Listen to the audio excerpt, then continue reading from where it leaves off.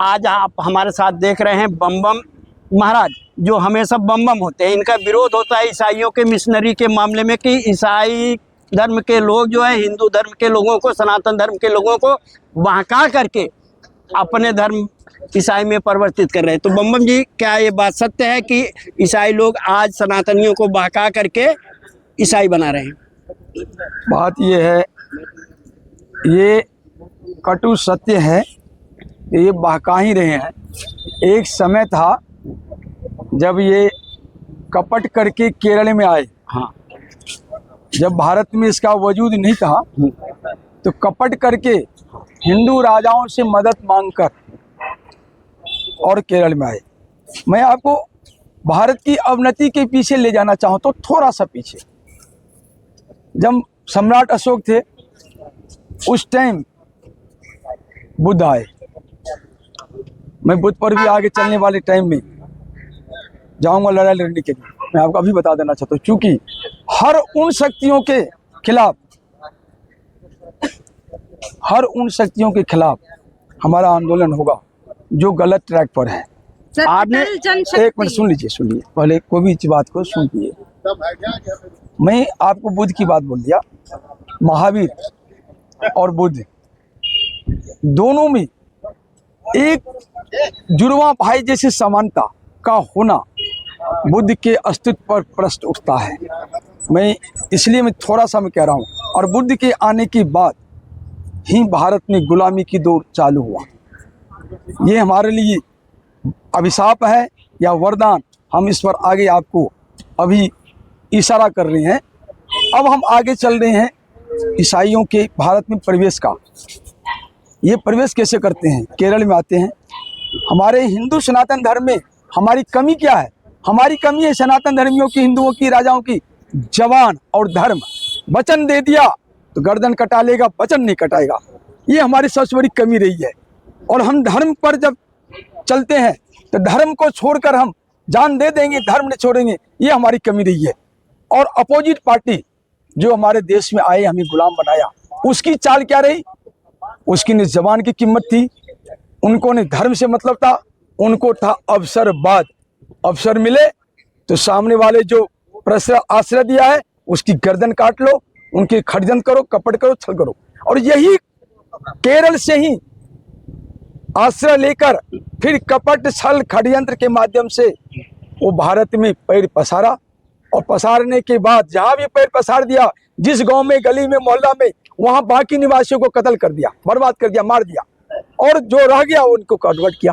तो इस प्रकार ये आगे भारत में शासन सत्ता भी लिया। एक मिनट, शासन सत्ता भी लिया। और शासन सत्ता लेने के बाद ये जो कत्लेआम किया, जितने जी संत जेवियर्स हैं और जितने स्कूल इसके बने हुए, चर्चों के और खोले हुए हैं, ये सारे हिंदुओं के कातिल हैं।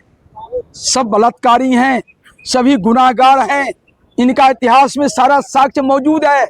अब अफसोस इस बात की है जो 47 के बाद जिस भारत को अपने पैर पर हर प्रकार से खड़ा होकर आगे बढ़ना चाहिए था, उस भारत को इस अंग्रेजों ने एक घुसपैठिए नेहरू को, घुसपैठिए गांधी को, विदेशी पार्टी कांग्रेस को अपना पिट्ठू बना के सत्ता हस्तांतरित करके भारत को बर्बाद करने के लिए एक ऐसा कानून की डोर में, संविधान की डोर में बांधकर बर्बाद करना चाहा। अब वो बर्बाद कर रहा नहीं, बहुत कुछ कर चुका है। लेकिन अब 2014 से एक बिगुल फूका है और ये 2025 के अंत में एक दूसरा बिगुल फूक गया है। अब बात यही है, वहां भी अटल बिहारी वाजपेयी जी 2014 के बिगुल में वो भी शामिल है और 2025 इंड के बिगुल में यहाँ भी अटल बिहारी वाजपेयी ही शामिल है। अब ये है जो यीशु नाम का कपट, पाखंड, षड्यंत्र मिशनरियों का जो चल रहा है, ये मिशनरियों को साबित करना होगा यीशु ईश्वर है तो साबित कर। बम जी, दुनिया में बाइबल धर्म को अपनाने वाले लोग अरबों हैं। सदियों से लोग मानते चले आए हैं। कहीं पर कैथोलिक लोग मानते हैं कि दुनिया का सबसे बड़ा धर्म है। आप अगर इसको कैथोलिक की बात करते हैं ना, तो यहाँ बाइबल में भी और चर्च में भी बहुत मतांतरा है। कई ऐसे चर्च हैं, कई ऐसे ईसाई हैं जो एक दूसरे के चर्च में जाते नहीं हैं, अछूत मानते हैं। इनके अंदर में बहुत भेद मतलब छिद्र है, सैकड़ों छिद्र हैं। अगर गहराई से अनुभव करेंगे तो इन मिशनरियों में भी सैकड़ों छिद्र हैं, अलग अलग चर्च हैं, एक दूसरे के चर्च में लोग जाते नहीं। हमारे तो मंदिरों में किसी को रोक टोक नहीं है, कहीं भी नहीं आए, आज तक नहीं है, लेकिन इनमें रोक है। बहुत कुछ इनके छिद्र है, लोगों को पता नहीं है, जिसको पता है वो जानते हैं। मैं बता रहा हूँ, इसलिए जाना कहिए जो अरबों लोग मानते हैं, अरबों लोग बटे हुए हैं, और अरबों लोग जो मानते हैं वो अरबों लोग एक आपराधिक गिरोह के सरगना हैं या उसमें शामिल हो चुके हैं। क्योंकि ईसाई न धर्म है, बाइबल न धर्म ग्रंथ है, यीशु नहीं ईश्वर है, यीशु नहीं परमात्मा है, यीशु से या यीशु का न ईसाई धर्म से कोई लेना देना है, न बाइबल से लेना देना है, और न मिशनरियों से कोई लेना देना है। ये यीशु के नाम का एक सिर्फ मार्केटिंग है। यीशु यहूदी था, यीशु यहूदी था, और यहूदी और ईसाई में बहुत बड़ा डिफरेंस है। कौन क्या था ऐसा नहीं, मतलब सुन लीजिए, नहीं हिंदुस्तान में कह रहा हूँ, यीशु के नाम पर जो मार्केटिंग हो रहा है। आप हमारे सवाल हमारा आज का सवाल पढ़िए, हमारा आज का सवाल था जो ये प्रदर्शन जो 30 तारीख को एक्सटेंड किया है, मिशनरियों के कपट पाखंड को लोगों के बीच में लाना। अब बताइए, 2014 की बात आपने कहा, वो सारी बातें आप छोड़ दो। आज़ादी के बाद भारत में संविधान लाया गया, ना वेद से चलेगा, ना पुराण से चलेगा, ना कुरान से देश चलेगा, संविधान से चलेगा, धार्मिक मान्यताओं के आधार पे नहीं चलेगा। इस पर आपका क्या कहना है? भाई हमारे लिए तो सभी धर्म बराबर हैं, हम भारत देश के नागरिक हैं। देखिए, धर्म अगर हो तो बराबर हो, लेकिन जहाँ धर्म के नाम पर कोई लेबल चस्पा करके उसकी मार्केटिंग करता है, तो जब तक लोग उसको जानता नहीं है तब तक तो उसकी मार्केटिंग को सुन लेगा। लेकिन जिस वक्त से जानकारी होगी उस वक्त से उस मार्केटिंग खत्म हो जाएगी। आपको मैं बता दूं, अभी अमेरिका ले लीजिए, कनाडा ले लीजिए, ब्रिटेन ले लीजिए, रूस ले लीजिए, और अन्य विभिन्न कंट्रियों में ले लीजिए, जहाँ श्री कृष्ण अनुयायी, श्री राम के अनुयायी लाखों में, करोड़ के आसपास में है। वहाँ भी क्यों है? वो कौन थे? वो भी मिशनरी ही वो करोड़ों है जो श्री कृष्ण को मानते हैं, श्री राम को मानते हैं। क्यों? क्योंकि उन्हें सत्य का ज्ञान हो चुका है। तभी वो मिशनरी यीशु को छोड़ के और किसी अन्य को छोड़ के श्री कृष्ण के शरण में आ चुके हैं। एक इसलिए मैं आपको कह रहा हूँ, भारत बहुधर्मों का देश है। भारत की मानता भारत देखिए एक है। आप कैसे किसी जिस संविधान की आप कर रहे हैं बात, ये संविधान को सैकड़ों संशोधन करके और जैसे संविधान का अस्तित्व को मिटा दिया गया है, अभी तो इस संविधान का अस्तित्व है और हम उससे कमजोर हैं, तो हम उसको मानने के लिए बाध्य हैं। लेकिन जब संविधान में संशोधन अनिवार्य है, गलत चीज का संशोधन होता है या हुआ है, सैकड़ों संशोधन हुआ है, तो ये संशोधन भी होगा। जो धर्म है उसको ही माना जाए, जो धर्म नहीं है उसको छोड़ा जाए। ये संविधान के द्वारा यदि संशोधन कराना होगा, हम संविधान वाले को, जिसमें राष्ट्रपति, प्रधानमंत्री, गृह मंत्री, सबको सुप्रीम कोर्ट तक को ज्ञापन देने की बातें हैं, सरकार से मांग करने की बातें हैं, सभी पोपों के पास में ये कागज भेजा गया है, सबको भेजा हूँ। आपकी मांग इतनी बड़ी मांग है, क्या आप विश्वास करते हैं कि आप ईसाई धर्म के खिलाफ जो धरना प्रदर्शन है इसमें कहाँ तक कामयाब हो? बात ये, आप उसको धर्म न कहें ना, धर्म की परिभाषा में नहीं आता है कहीं भी। धर्म को जब सुप्रीम कोर्ट परिभाषित कर देगा, संसद परिभाषित कर देगा, तो बाकी कोई भी धर्म टिकेगा ही नहीं मैदान में, सब भाग जाएगा, सब खत्म हो जाएगा। धर्म की परिभाषा को करना अनिवार्य है।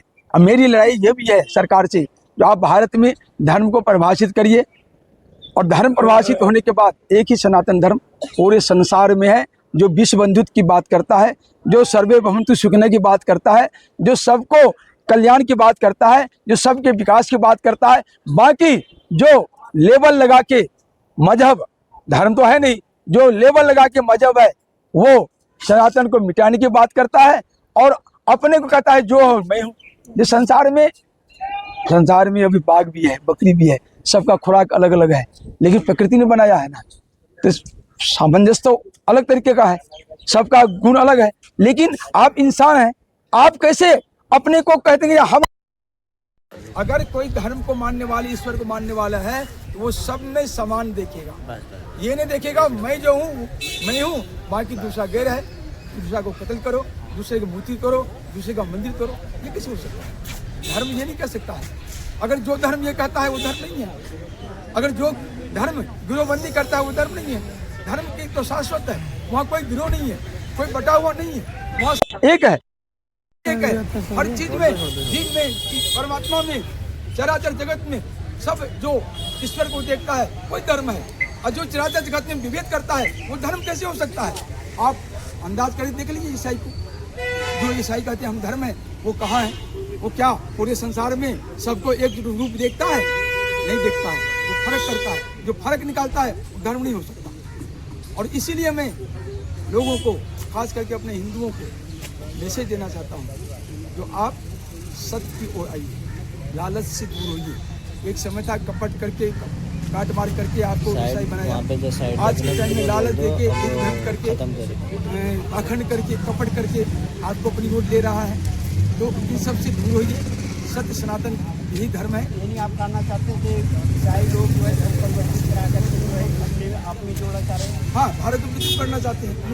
उनका मकसद ही है भारत को विद्युत करना, और इसके लिए नाना प्रकार का षड्यंत्र कर रहे हैं। और उन षड्यंत्रों से हम भारत गुजर रहा है। और मैं आपको कहना कि मदर टेरेसा को ये कांग्रेसियों ने भारत रत्न पा देगी। हमारी सरकार आएगी तो हम इसका भारत रत्न छीनेंगे। हमारी सरकार आएगी तो नेहरू का, राजीव का, इंदिरा का, सबका भारत सिक्के को रोड पर लाएंगे, क्योंकि ये कोई भारत के लिए लायक नहीं है।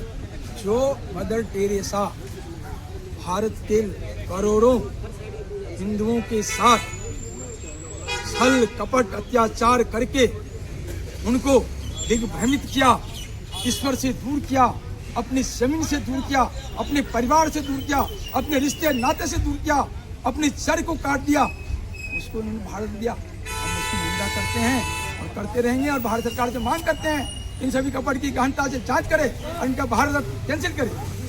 धन्यवाद सर। अपना परिचय दीजिए। मेरा नाम हुआ बम बम महाराज नौटिया, राष्ट्रीय अध्यक्ष अटल जनशक्ति पार्टी।